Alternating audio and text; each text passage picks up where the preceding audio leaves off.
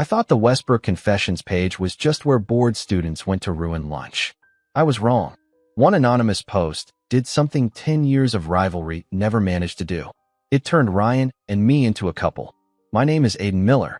And before you ask, no, Ryan Smith and I did not start as some cute childhood best friends who secretly liked each other. We started as neighbors, which was worse.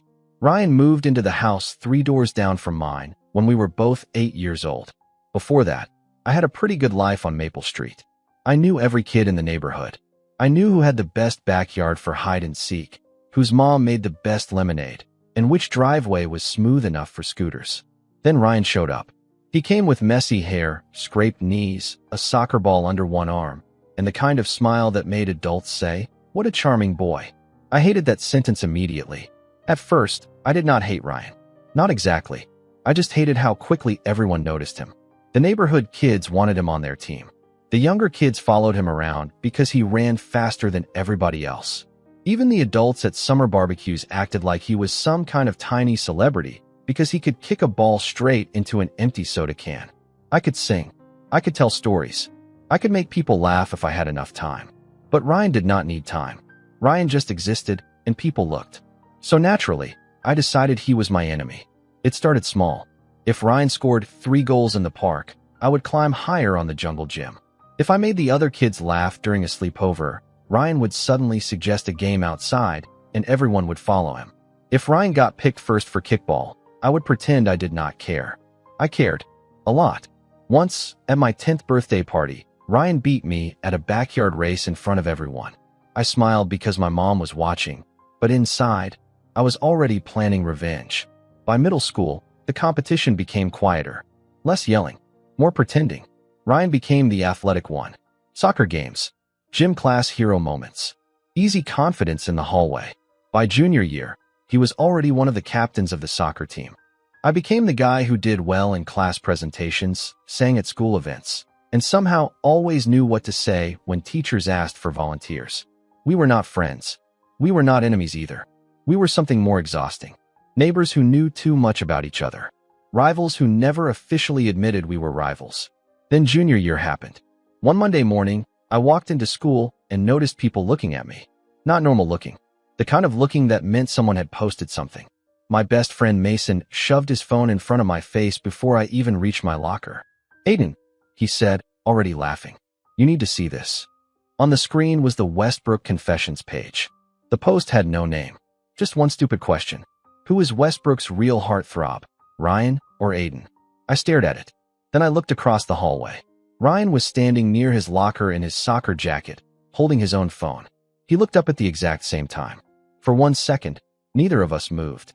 Then Ryan smiled. Not a friendly smile. A challenge. I smiled back before I could stop myself. And just like that, the boy next door and I stopped competing in silence. We went public. For the record, I did not care about that confessions post. That was what I told Mason. Then I checked it 6 times before first period. By lunch, the comments had turned into a full debate. Not the whole school losing its mind or anything dramatic like that. Westbrook High still had math tests, cafeteria pizza, and people pretending they understood chemistry. But the post was everywhere enough. In group chats, at lockers, in hallway whispers. Some students said Ryan was the obvious choice because he was athletic, confident, and looked annoyingly good in a soccer jersey. Others said I had a better chance because I could sing, talk my way through anything, and did not look like I had been raised by a protein shake. Mason read one comment out loud while I opened my milk carton. "Ryan has natural charisma." I rolled my eyes. Mason grinned. Someone else said, "You have clean academic boyfriend energy." I nearly choked. Please never say that again. Across the cafeteria, Ryan looked up. From his table. Of course he had heard. Of course he smiled. That was the problem with Ryan. He did not need to say anything to be irritating. He just existed with confidence. So I did the only mature thing. I made it worse. That Friday, I performed during the lunch courtyard event for the music club. Just one song. Acoustic guitar. Nothing huge. But enough people stopped to listen. Enough phones came out. Enough comments appeared under the confessions post that afternoon. Okay, but Aiden's singing? Ryan better be nervous. I told myself I was above it. Then I liked the comment from a private account. The next day, Ryan scored twice during a home soccer game, and somehow got half the bleachers chanting his name. Someone posted a clip of him sliding across the grass after the second goal, laughing like he had personally defeated gravity. The caption was simple: Ryan answers back. I stared at the video on my bed that night. Then I sat up. Absolutely not. The following Monday, I coincidentally brought my guitar outside after school and sat near the practice field. Not on the field. That would have been obvious. Just close enough. A few students gathered. I played a song. People listened. Ryan missed a pass. I pretended not to notice. He did notice. After practice, he walked past me with his gym bag over one shoulder. His hair was damp, his face still flushed from running. You lost? He asked. I looked up from tuning my guitar. No, I just enjoy fresh air. Ryan glanced at the small group still lingering nearby. Fresh Air has a fan club now. I smiled. Jealous. His jaw tightened just a little. Beautiful. Then came my best idea. A small weekend benefit concert at school to raise money for new microphones and speakers for the music room. It was harmless. It was useful. It was also going to put my name on a banner across the auditorium stage. For educational reasons, obviously. By Friday afternoon, the banner was already up. Westbrook Music Room Benefit Concert under it, in smaller letters. Featuring Aiden and friends, I stood in the auditorium after last bell, looking at it with deep artistic pride. Then I heard Ryan's voice outside the side doors. I forgot something. In my locker, he told one of his teammates. That was a lie. Ryan's locker was nowhere near the auditorium. I waited until the hallway went quiet, then followed him. The school was almost empty by then. Most students had gone home. Soccer practice had ended early because gray clouds were rolling in, and the air smelled like rain through the open side entrance. Ryan slipped into the auditorium with a rolled-up poster under one arm. I stayed behind the door and watched. He climbed onto the stage. Then he lifted the poster. It was a picture of himself in his soccer uniform, right next to my concert banner. My mouth fell open. That idiot. I pushed the door open and stormed in. Ryan Smith. He froze. Slowly, he turned around. The poster was still in his hands. I smiled. Not nicely. Are you seriously trying to decorate my concert with your face? Ryan looked at the poster, then at me, then back at the poster. I can explain. I stepped inside too fast. Behind me, the heavy backstage side door swung shut. The sound echoed through the darkening room. Neither of us moved. Then Ryan looked over my shoulder. Aiden. What? His smile disappeared. I think that door just locked. I stared at Ryan. Then I stared at the door. Then I stared back at Ryan, because blaming him felt easier. You locked us in. Ryan blinked. I locked us in. You came here with a giant poster of your own face. That is not the same as locking a door. I marched past him and grabbed the handle. It did not move. I pulled harder. Still nothing. The old side door gave one ugly metal click and stayed shut like it had personally chosen violence.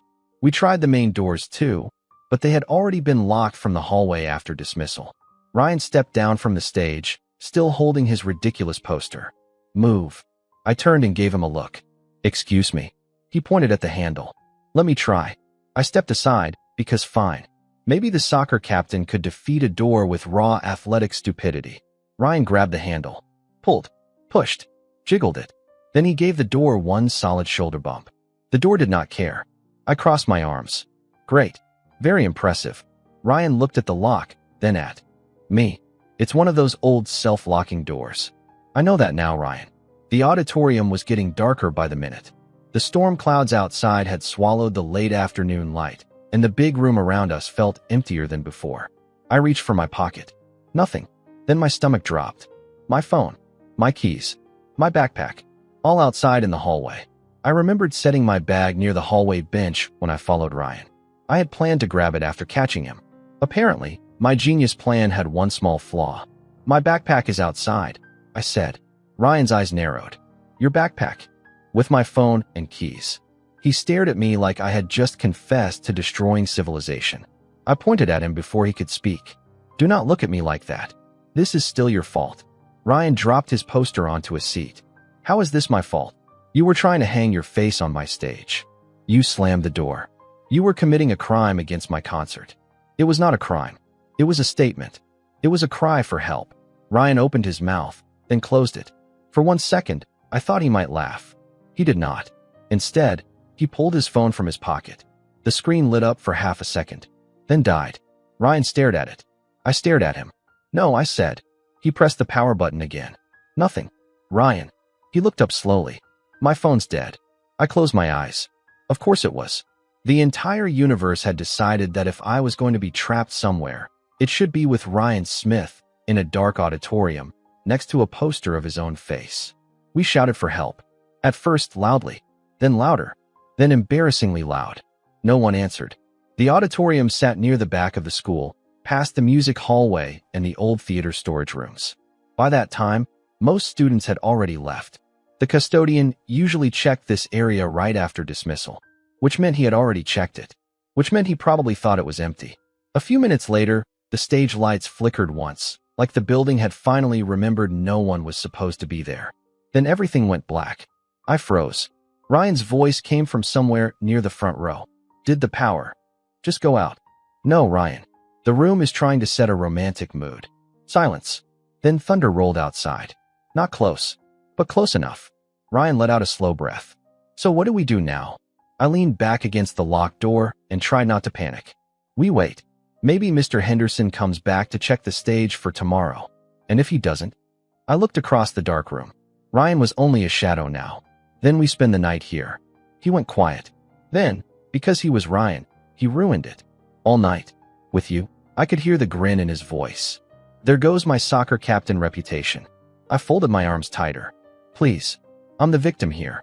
I'm trapped with a guy who thinks kicking a ball is a personality. Ryan laughed once. Softly. Annoyingly. Outside, rain began tapping against the high auditorium windows. Neither of us said anything after that. For the first time all week, there was no audience. No confessions page. No hallway whispers. No one to impress. Just Ryan, me, and one locked door. For the first 20 minutes, Ryan and I sat on opposite sides of the auditorium. On purpose. He sat in the front row with his long legs stretched out, like being trapped in school after hours was mildly inconvenient instead of completely insane. I sat near the locked door, hugging my knees, pretending I was not cold. The rain got heavier. The sound filled the whole auditorium, soft at first, then steady against the high windows. Ryan unzipped his gym bag. I heard plastic crinkle, then chewing. I turned my head. Are you eating? Ryan froze with half a granola bar in his mouth. No, I stared at him. He swallowed. Maybe. I wanted to ignore him. Then my stomach made a sound loud enough to betray my dignity. Ryan looked at me. I looked away. A second later, something landed near my shoe. A granola bar. I glanced at it, then at him. Ryan shrugged, but his voice was quieter than before. I always keep snacks in my bag. Coach says I get useless when I'm hungry. I picked it up. Coach sounds wise. He is. I opened the wrapper and took a bite. Neither of us spoke for a while. It was strange, sitting there with Ryan in the dark, sharing food like we had. Not spent half our lives trying to outshine each other. After a few minutes, Ryan leaned back in his seat. Do you remember when I first moved to Maple Street? I laughed under my breath. Unfortunately. Wow. Nice. You stole half the neighborhood in one afternoon. Ryan turned his head toward me. I could barely see his face, but I could feel him looking. I didn't steal anyone. Yes, you did.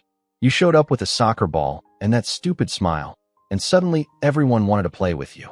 Ryan went quiet. For once, he did not make a joke. I thought you hated me, he said. I looked down at the granola wrapper in my hands. I didn't hate you. That was not completely true, so I corrected myself. Not at first.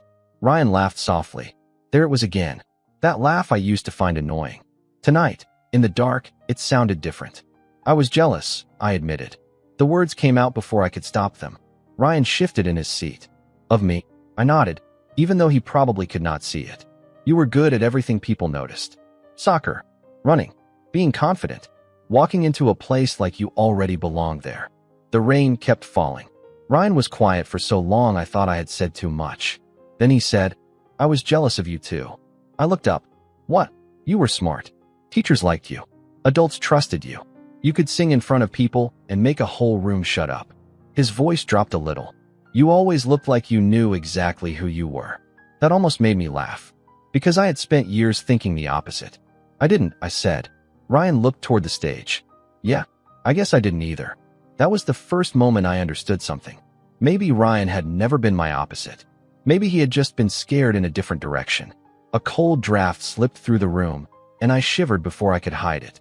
Ryan noticed. Of course he did. He stood, took off his soccer jacket, and walked over.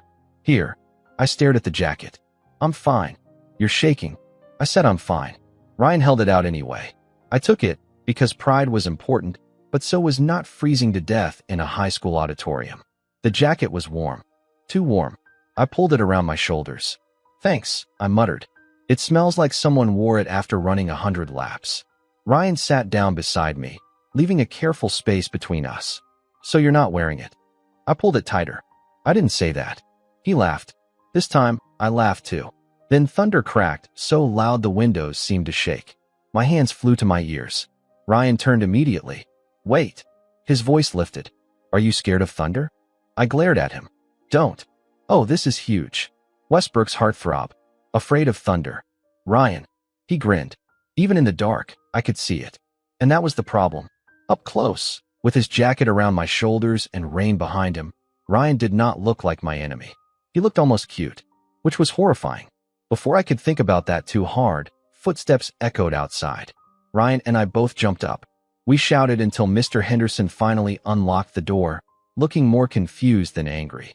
After we explained, he only sighed and told us to go home before he called our parents himself. The rain was still falling hard when we stepped outside. My car was parked all the way across campus in the student lot, which suddenly felt like another state. Ryan's car was closer, near the side lot by the athletic fields. He looked at the rain, then at me. I'll drive you home. I have a car, I said. Ryan glanced toward the dark parking lot. Great. Then your car can enjoy the rain by itself tonight. I wanted to argue. I also wanted dry socks. So I got in his car. When we pulled up in front of my house, my mom opened the front door. Her eyes moved from me to Ryan. Ryan? Wow. It's been a long time since I saw you two together. My face went hot. It was raining, I said quickly. He just gave me a ride. Then I ran upstairs before she could smile any wider. By Saturday morning, the whole story had changed. Not at school. Online. The Westbrook Confessions page had already done what it did best. It took a small truth, removed all context, and made it unbearable. Not the true story, obviously. The true story was that Ryan tried to sabotage my benefit concert with a poster of his own face. I caught him. I accidentally locked us both inside the auditorium, and Mr. Henderson found us before our parents had to file missing person reports. That was not the version Westbrook High got. The version Westbrook High got was much shorter. Ryan and Aiden spent Friday night together in the dark auditorium. That was it. No context. No poster. No locked door. Just enough information to make my phone explode before breakfast. Mason texted me before I even got out of bed. So, that was all he sent. I stared at the screen. No. His reply came immediately. I didn't even ask anything. You were going to. A second later, another message appeared. Did you and Ryan have fun in the dark? I threw my phone onto the blanket and stared at the ceiling. I knew exactly where the rumor came from. Mr. Henderson's daughter, Emily, was a sophomore at Westbrook. She was nice enough, but she had the survival instincts of a news reporter. If her dad mentioned finding two juniors locked in the auditorium after school, that story was going to have legs by breakfast. By noon, I had heard 3 different versions in group chats. In one, Ryan and I were fighting. In another, we were secretly rehearsing something. In the worst one, we had planned the whole thing. I hated that one most, because Ryan and I had barely planned anything successfully in our lives. My car was still sitting in the student lot from the night before, so I got a ride to school with Wendy from music club that afternoon. She spent the whole drive asking why Ryan Smith had suddenly become part of my weather-related emergency transportation system. I told her to focus on the concert. She did not. The benefit concert was Saturday evening in the auditorium. It was small, just students, a few parents, some teachers, and a donation table near the entrance for the music room's new microphones and speakers. I told myself to focus. Not on the rumor. Not on Ryan. Definitely not on Ryan's jacket, which I had returned that morning without looking at him for more than 2 seconds. When I stepped onto the stage, the lights were warm on my face. The room went quiet. That was the one place I usually knew what to do. So I sang. For 3 minutes. Everything else disappeared. The confessions post. The hallway whispers. The memory of thunder. Ryan's smile in the dark. Then the song ended, and people clapped. I looked toward the back of the auditorium. Ryan was standing near the aisle. For a second, I forgot how to breathe. He was not with his teammates. He was not laughing with anyone. He just stood there in his soccer jacket, watching me like he had actually come to listen. After the concert, I was packing my guitar when someone stepped beside me. A cold water bottle appeared in front of my face. I looked up. "Ryan, you sounded good," he said. Not teasing, not smirking, just quiet. I took the bottle slowly. "What are you doing?" His eyebrows lifted. "Giving you water?" "No, I mean here." Ryan glanced around the auditorium. "It's a public fundraiser." I narrowed my eyes. "What are you planning?" He let out a small laugh, but it sounded softer than usual. "Nothing. I just came to support the music room." I waited for the punchline. There wasn't one. That made it worse. "Oh," I said. Then, because I had manners and my mom had raised me under threat, I added, "Thanks." Ryan looked like he wanted to say something else. His fingers tightened around the strap of his gym bag. "Aiden," I looked at him. "Yeah." His eyes held mine for half a second too long. Then he looked away. "Nothing. I should head home." Of course. Ryan Smith, master of almost saying things. "Okay," I said. "Thanks for coming." He took one step back, then stopped. "I have a tournament game tomorrow at 10. You could come watch." I blinked.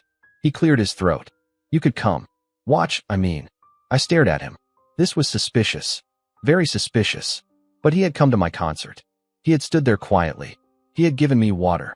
So I shrugged, trying not to smile. "Sure. I'm free tomorrow anyway. Better than staying home and listening to my mom complain about the laundry." Ryan's face changed immediately, like I had just handed him a trophy. "Great," he said. "Remember to come." Then he turned and jogged out of the auditorium before I could answer. I watched him go, and all I could think was, something was seriously wrong with Ryan Smith. I was late. Of course I was late.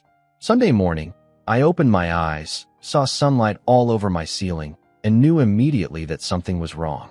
Then I remembered. Ryan's game. I sat up so fast my blanket nearly came with me. My phone said 10:20. The game had started at 10. I was not late. I was catastrophically late. "Great," I muttered. "Perfect. Amazing friend behavior." Friend. That word still felt new. I threw on jeans, a hoodie, and the cleanest sneakers I could find, then ran downstairs. My mom looked up from the kitchen table. "Going somewhere?" "Ryan's soccer game." Her eyebrows lifted. I pointed at her before she could smile. "Do not." She raised both hands. I didn't say anything. "You were about to." I grabbed my keys and left before she could prove me right. Westbrook's soccer field was less than 10 minutes from my house if I drove like a responsible person. I did not drive like a responsible person. By the time I got there, the field was already crowded. Not packed, but busy enough. Parents in folding chairs. Students near the fence. Someone from the booster club selling bottled water and chips under a blue tent. The scoreboard said Westbrook was down by 2 goals.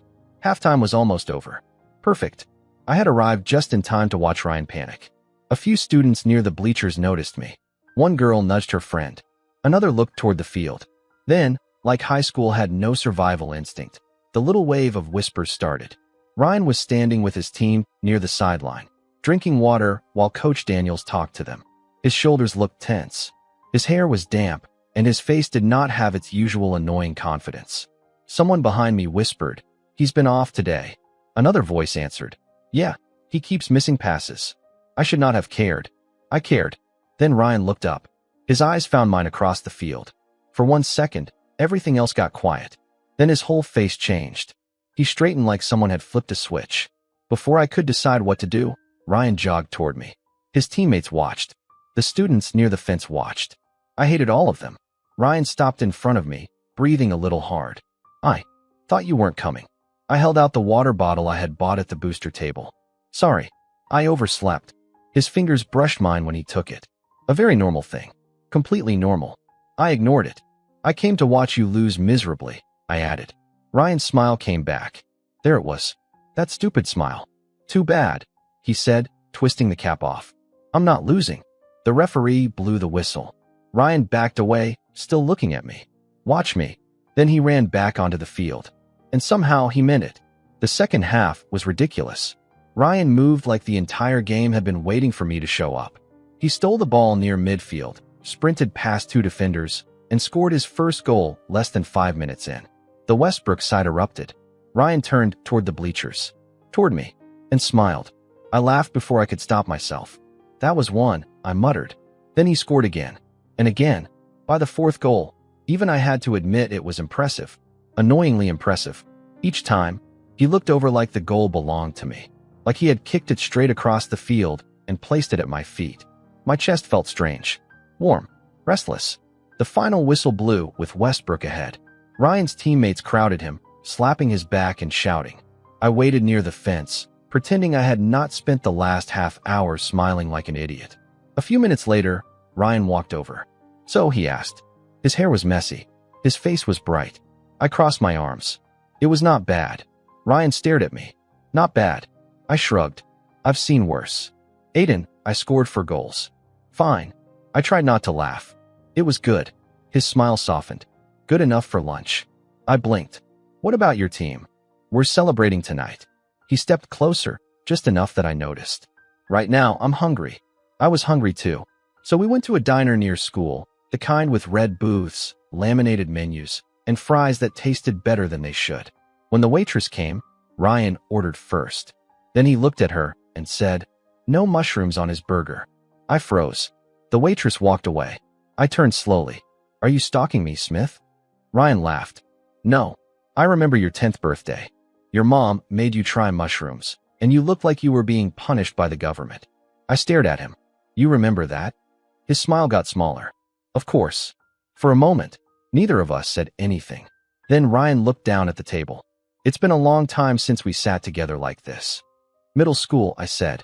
"Yeah." He tapped one finger against his glass. "You were hard to talk to back then." I raised an eyebrow. "You were always trying to outshine me." Ryan laughed. "So were you." I wanted to argue, but he was right. So I laughed too. After a quiet moment, Ryan looked at me again. No teasing this time. "So," he said, "can we be friends now?" I looked at him. At the boy who used to steal my spotlight.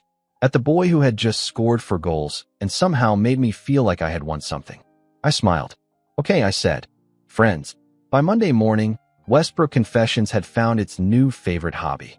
Me, Ryan, and one very blurry video of him scoring, turning toward the bleachers, and smiling at me like I had personally invented soccer.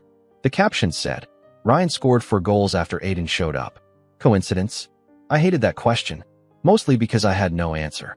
At lunch, I was sitting with Mason when the cafeteria got weirdly loud. Mason looked over my shoulder. "Oh, this should be good." I turned. Ryan was walking toward our table with his tray in one hand and that stupid confident smile on his face. People noticed. Of course they noticed. Ryan stopped beside me like this was completely normal. "Want to eat outside?" I stared at him. Mason made a noise that sounded like he was choking on joy. A girl at the next table whispered, "Wait, are they friends now?" I stood up before the whole cafeteria could turn into a courtroom. "We are just friends going to lunch," I said, looking around. Everybody calmed down. Ryan leaned closer to the nearest table. "We've been friends since we were 8. That made people even more confused. Someone said, "Really? I thought you two hated each other." Ryan looked at me. I looked at him. Then we both said, "No," at the exact same time. That did not help the rumors. After that, Ryan came to get me for lunch every day. At first, I told myself it was temporary. Then temporary became a week. Then 2. We ate outside when the weather was good. We argued about fries. We talked about old neighborhood memories neither of us admitted we remembered. In classes we shared, Ryan started sitting beside me instead of across the room. Somehow, it became normal. Worse than normal. It became comfortable. Then Ryan asked me to tutor him. "I'm not failing," he said one afternoon, dropping his notebook on my desk. I looked at the red mark on his quiz. "Ryan." He covered it with his hand. "I'm academically endangered." That was how he ended up in my bedroom on a Wednesday night, sitting at my desk while I tried to explain American literature. My mom nearly dropped a dish towel when she saw him. "Ryan," she said, smiling too wide. "I haven't seen you two together like this in years." Ryan stood straighter immediately. "Hi, Mrs. Miller." My mom looked between us. "I thought you boys were mad at each other." "We're not," we said together. Again, my mom's smile got worse. "Well, good. Go study. Dinner will be ready soon." "Ryan, you're staying." Ryan opened his mouth. She pointed the dish towel at him. That was not a question. Upstairs, Ryan sat on the edge of my desk chair while I opened his textbook. "Okay," I said. Miss Caldwell already gave you a final warning, so please pretend to care. Yes, sir. I started explaining the chapter. For once, Ryan was quiet. Too quiet. I looked up. He was staring at me. Not at the book. At me. My face got warm. Ryan, what are you looking at? He blinked like I had caught him stealing. Nothing. That was not nothing. He rubbed the back of his neck. I just never thought I'd be sitting in your room like this. I looked around my room. The old soccer trophy from when I was 10 still sat on my shelf. A poster from last year's school musical hung beside my closet. Ryan's knees were almost hitting my desk because he was too tall for everything. I laughed softly. Yeah, it is kind of weird. Ryan smiled. Not bad weird. I looked away first. Study. At dinner, Ryan betrayed me by getting along with my parents immediately. My dad asked about soccer. My mom asked about his mother, Lisa. That part was not strange. Our moms had been friends since Ryan moved to Maple Street. When we were kids, our families used to end up at the same backyard barbecues, birthday parties, and 4th of July cookouts. Even after Ryan and I stopped hanging around each other, our moms never really stopped talking. They just stopped forcing us to stand in the same room and pretend we were normal. Ryan answered everything politely, laughed at my dad's bad jokes, and complimented my mom's lasagna. I sat there like the guest. Then my mom said, "Oh, Aiden, I almost forgot. Lisa called last week." Ryan froze slightly. I noticed. My mom kept going.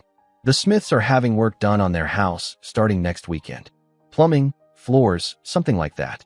Lisa asked if Ryan could stay with us for a while. His grandmother's place is almost 40 minutes from school. I stopped eating. Mom, I wasn't sure at first, she said. I thought you two didn't get along. But after today, I called Lisa and said yes. Mom, she smiled sweetly. If you're still upset, honey, the storage room is available. Ryan pressed his lips together, trying not to laugh. I pointed my fork at him. Do not. Later, after dinner, Ryan helped me carry plates to the kitchen. His voice was quieter when he spoke. Hey, if you don't want me here, I can tell my mom. I'll stay with my grandma and wake up earlier. I leaned against the counter. He looked nervous. Ryan Smith. Nervous. That did something strange to my chest. I didn't say no, I said. I was just surprised. His face brightened. So you're okay with it? I pretended to think. Sure. You can sleep on the floor. Ryan laughed. And somehow I did too. Ryan moved in the next Saturday. Temporarily. That was the word everyone kept using. My mom said it while making space in the hall closet. Ryan's mom said it while dropping off 2 duffel bags and a laundry basket full of clothes. Ryan said it with a grin as he carried his pillow into my room. I told myself the word mattered. Temporarily meant normal life would come back soon. Then Ryan looked around my bedroom like he had just entered enemy territory. My mom had offered to set up an air mattress, but I told her not to bother. Ryan was only staying for about a month, and I did not want my room turned into a camping site. So he said, "Where's my room?"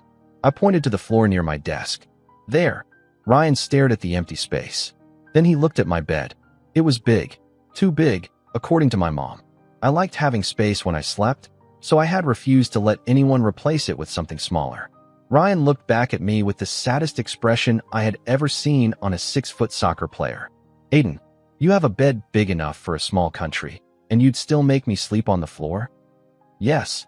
He held the look. I lasted 3 seconds. Then I laughed. Fine, I said. You can sleep on the bed. Ryan's face lit up. I lifted one finger. But only if you shower very carefully. I do not want my bed smelling like the entire soccer team. Ryan put one hand over his heart. Yes, sir. That became our life. Ryan and I woke up in the same room. The first morning, I opened my eyes and found my arm thrown across his waist. For 3 full seconds, my soul left my body. Ryan was still asleep, breathing quietly, his hair messy against my pillow like he belonged there. I pulled my arm back so fast I almost fell off the bed. Ryan stirred. I froze. He did not wake up. I stared at the ceiling, wide awake, and decided I would rather fail every class than ever talk about that moment. After that, I slept closer to the edge. At least, I tried. We went to school in the same car, ate lunch together, sat beside each other in class, came home together, studied at my desk until Ryan complained that his brain was melting. By Monday morning, someone had seen Ryan get out of my car with his backpack still half open and his hair still damp from the shower upstairs. So, of course, Westbrook confessions exploded again. Ryan is living with Aiden now? This is not helping the rumors. At this point, are they even rumors? I expected to be embarrassed. I should have been embarrassed. But after a few days, I stopped caring. Ryan came to my music rehearsals and leaned against the back wall like he belonged there. I went to his soccer practices and sat on the bleachers with my homework open, even though I barely read a word. People got used to it. So did we. That was the dangerous part. One night, we were lying in bed with the lights off. Ryan had one arm behind his head, and I was trying to pretend his shoulder was not warm against mine. He broke the silence first. You don't have a girlfriend. I turned my head. Neither do you. I have options. So do I. Ryan made a quiet sound, almost a laugh. I have dozens of girls chasing me. I stared at the ceiling. That's cute. I have hundreds. He laughed for real this time, and the mattress shifted under us. For a moment, it felt normal. Too normal. Then Ryan's voice dropped a little. Did you see the confessions post? There are many confessions posts. The one about us. I knew which one. Of course I knew. Someone had posted that Ryan and I acted like a couple, and everyone was just waiting for us to admit it. I had read it twice. Maybe 3 times. I rolled onto my side, facing away from him. It's stupid. Ryan did not answer right away. They said maybe that's why neither of us has a girlfriend. My chest tightened. I forced a laugh. That's crazy. Yeah, Ryan said softly. Crazy. The room went quiet again. Outside, a car passed slowly down our street. Its headlights moved across my wall, then disappeared. Ryan shifted behind me. Aiden. I swallowed. What? His voice was careful now. Too careful. What if it wasn't crazy? I went still. Ryan did not move either. What if? He stopped, then started again. What if the two of us really were in love? My heart kicked hard. I turned toward him too fast. What is wrong with you? Ryan's expression changed immediately. Not hurt exactly, but guarded. He looked away. Nothing. Forget it. Ryan, it's late, he said, pulling the blanket higher. We should sleep. I stared at him in the dark, but he closed his eyes. Conversation over. I turned away again, even though every part of me felt awake now. Ryan was impossible. He said strange things, then ran away from them. He smiled like he knew. Secrets. Then acted like nothing happened. And now he had put one thought in my head that would not leave. What if he liked me? No, that was ridiculous. Ryan was my neighbor, my rival, my friend, my very annoying, very warm friend lying beside me. I closed my eyes. Then, against my will, I smiled. Because maybe Ryan was also kind of cute. And that was the worst discovery of all. After that night, Ryan did not bring up the confessions post again. Neither did I. We went back to normal, or whatever normal meant for us. Ryan still came to my rehearsals and sat in the back like my unofficial security guard. I still went to his soccer practices and pretended to do homework while watching him run across the field. People stopped whispering after a while. Not because they stopped noticing. Because Ryan and I being together had become boring. At Westbrook High, that was basically acceptance. Then, too soon, the repairs on Ryan's house were finished. His mom called on a Thursday night and said he could move back the next afternoon. Ryan told me while we were both lying on my bed, the lights off, the room quiet except for the hum of my ceiling fan. So, he said, staring at the ceiling. Last night here, I kept my voice casual. Finally, my bed gets its freedom back. Ryan turned his head toward me. You're going to miss me. I snorted. I'm going to miss the day I can stretch my legs without kicking a soccer captain. He smiled in the dark. You're losing a 155-pound body pillow. Don't regret it. I don't want your body pillow services. That's not what your arms say every morning. I froze. Ryan's smile got worse. You hug me so tight I can't move. I turned onto my side to face him. That's the price you pay for sleeping in my bed. Ryan looked at me for a second. Then his voice softened. That price doesn't sound so bad. The room changed. Just a little. My smile faded. Ryan. I mean it, he said. He was not teasing now. That was the problem. When Ryan got serious, he looked directly at you. No smirk. No escape. Just those eyes, steady and too honest. I swallowed. Don't joke about that. I'm not. My heart started beating harder. Ryan shifted. Closer, but not enough to touch me. Aiden, I like you. The words landed quietly. Still, they felt louder than thunder. He took a breath. More than a friend. I stared at him. For once, I had nothing clever to say. Are you serious? Ryan nodded. Yeah. His fingers curled slightly into the blanket. I've been holding it in for a long time. I tried to laugh, but it came out too weak. Since when? Ryan looked down for a moment. I think since the auditorium. My chest warmed. Ryan, or maybe before that, he admitted. Maybe since we were kids. Since Maple Street. Since I kept trying to get your attention and somehow made you hate me instead. I looked at him. Really looked at him. The boy who had moved 3 doors down when we were 8. The boy I had raced in backyards, argued with at birthday parties, competed against in hallways, and somehow ended up sharing a bed with. I thought you were trying to beat me, I said. Ryan gave me a small, embarrassed smile. I was trying to make you look at me. The honesty in his voice made my throat tight. He laughed under his breath. I guess I approached it wrong. I could not help it. I smiled.